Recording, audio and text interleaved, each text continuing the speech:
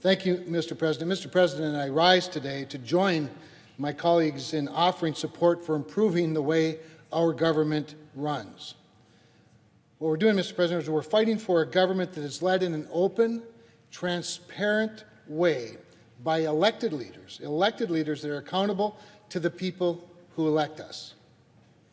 Reining in a bureaucracy that's run rampant has been a top priority of mine ever since coming to Congress. In fact, last year, when I outlined my vision for serving in the Senate in my maiden speech, I vowed to take on the bureaucracy. Since coming to Washington, it has become abundantly clear to me that the bureaucracy has evolved into an unelected, unaccountable creature.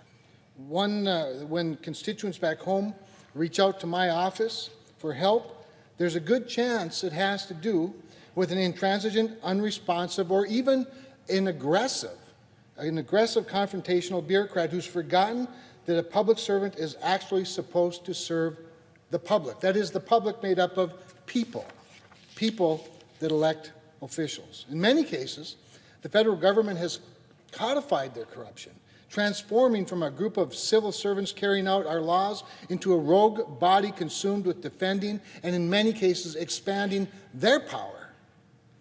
This bureaucracy has turned internal guidance documents into infallible law, placing the creation and implementation of their policies and processes above the American people's needs. In fact, in many cases, changing the actual laws that they are supposed to be enforcing.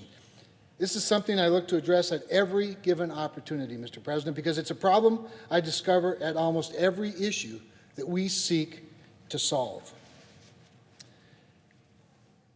I'm going to start by talking a little bit about the Army Corps of Engineers. My efforts to take on this bureaucracy began almost immediately when I came to the Senate. President Trump, in fulfilling his promise to secure our border and keep America safe, declared a national emergency in order to expedite the construction of physical barriers along our southern border. Unfortunately, the agency charged with executing the building of this wall, that is the Army Corps of Engineers, is not known for expediency or responsiveness. As a member of the Armed Services Committee and the Environment and Public Works Committee, both which have direct jurisdiction over the Corps of Engineers, I exercised my congressional oversight responsibilities and role by conducting a study of the Army Corps' procurement process, how it awards contracts, how those companies have performed since being selected, what they are paid for in their bidding or RFP process. My findings simply were horrifying. In a letter to President Trump, I detailed how the Corps' procurement process fails to foster competition, particularly when it comes to price and schedule, and disfavors new entrants and innovators into their process. As I was conducting the investigation that led to these findings, I was met with bureaucratic obstruction at almost every step, from bad faith promises to empty vows of cooperation to bureaucrats actually leaking my personal emails to the media. Army Corps bureaucrats failed to meet even the most basic standards of good faith, cooperation, and dealing with the senator who sits on the committees which oversees them, as though their agency runs us, instead of us having oversight over them. The correspondence they leaked was not even salacious or informative, really. It said nothing that I wasn't already saying out loud. But I think that was what bothered them the most, is that I was saying it out loud. This was a coordinated attempt to discourage me from continuing to dig into the bureaucracy. And as I told them then, if you're counting on 99 out of 100 people to walk away exasperated because of your delays, consider me the other one. Such intimidation, such a breakdown in proper government action should be infuriating and horrifying to any civically minded person who believes in checks and balances and the ability to hold the bureaucracy accountable. It's not my first encounter with bureaucratic overreach, with an executive agency dipping its foot into the water of activism. During my time in the House of Representatives under the previous administration, the conservation advocacy group Ducks Unlimited was providing staff to the United States Department of Agriculture's Natural Resources Conservation Service, embedded right in their offices. This meant that taxpayer funds were supporting the work of advocacy staffers campaigning for a state ballot measure to establish a slush fund that would benefit their organization. You heard it correctly. The federal government was funding political activists while those activists worked to pass a measure that would give them further funding. If that's not corruption, then nothing is, whether it's intended or not. And if not for our efforts to shine light on such obvious corruption, their abuse would have gone unchecked and their power would have only grown. Somehow, the issue with the Natural Resources Conservation Service is not the most obvious example of bureaucratic abuse that North Dakotans have experienced. Over the years, the Fish and Wildlife Service has increasingly encroached on the rights of landowners who have perpetual wetland easements on their property. One particularly egregious case is the story of Mike Johansson, a farmer from Hope, North Dakota. After a heavy rainfall year, the land flooded, leaving him unable to harvest and to seed for the next planting season. He asked the service for help, but due to poor guidance and enforcement, the service offered him nothing. In fact, after he dug a drain, the service cited him and dragged him to court. The legal fees and fines caused by these vague regulations written without clarity, oversight, or an appeals process forced Mike to quit farming, to sell his equipment and borrow money just to get the funds he needed to defend himself in court against his government. Thankfully, he won in court. He proved his case against the government. But the cost was bankruptcy. Bankruptcy. I had the privilege of hosting Interior Secretary Bernhardt so he could meet with Mike and North Dakota landowners who have experienced similar abuse. Since then, the Interior Department has begun issuing updated guidances to give our landowners clarity and a right to appeal overzealous bureaucratic action. I appreciate the Secretary's timely action and his emphasis on being a better neighbor, but this will only be successful if Fish and Wildlife Service employees follow the spirit of the Secretary's actions to actually work with landowners versus ruling over them. We're working closely with the department to make sure these regulations work for our constituents, and I'm hopeful this example concludes with a positive ending. But after every election, there's a new set of leaders.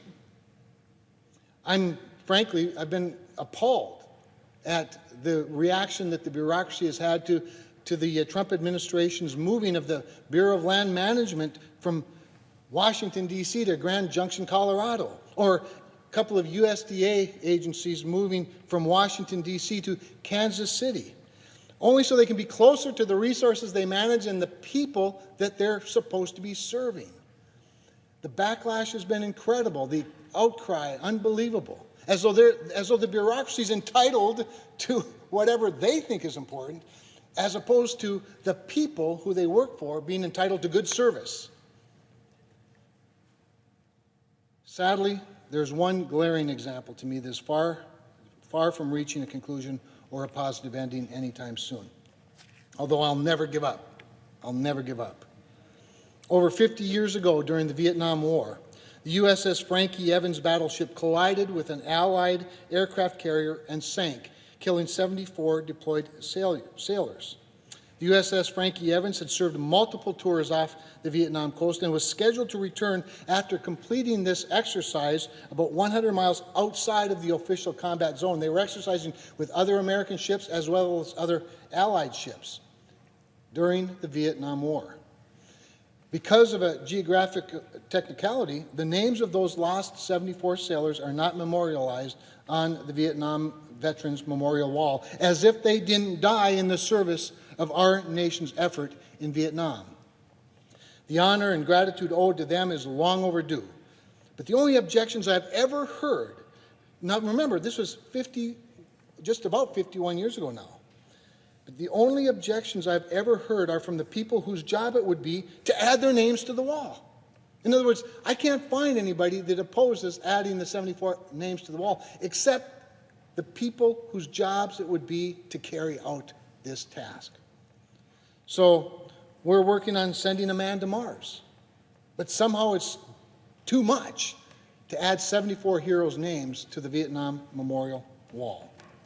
It's inexplicable to me that bureaucrats in Washington could determine these sailors' ultimate sacrifice is unworthy of being memorialized simply because they were on the wrong side of an arbitrary line.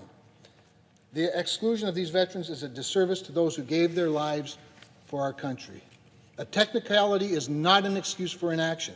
A previously issued memo is not a reason to express disapproval, and an objection from Washington's bureaucracy should not stop us from honoring these heroes, these veterans. Last year, a bipartisan group of senators introduced a bill to force the bureaucracy to make this a reality, yet it remains stuck here in the Senate. And Mr. President, let me repeat that. The bureaucracy's excuses have found welcoming ears here, and the bill remains stuck with no explanation or reasoning. It has equal bipartisan support, yet it remains stuck in the bureaucracy of this body.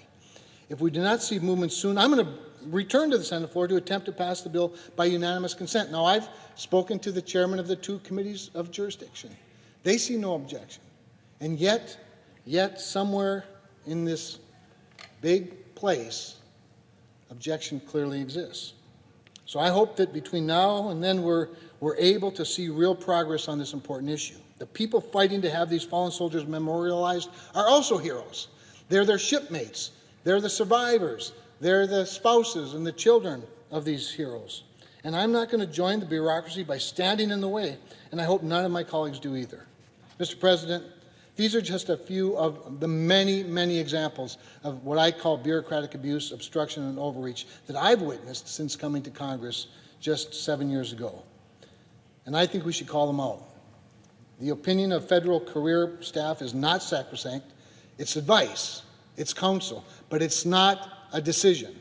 And without further action, complacency will only empower the bureaucracy. And people elected us to have their power, the people's power. So now's the time to remind this city who holds that constitutional responsibility and authority. The people own. The people hold it. Our constituents elected us, the president and every elected official, but they have no say. They have no say in the bureaucracy except through us. That's our job as elected officials, to give the people we work for their voice in the bureaucracy. We must dedicate ourselves to doing so that we can define this era as the time that we, the elected representatives, stood up to the bureaucracy, reclaimed the true power of the federal government for the people, not the bureaucracy. With that, I yield my time and note the absence of a quorum. The clerk will call the roll. Mr.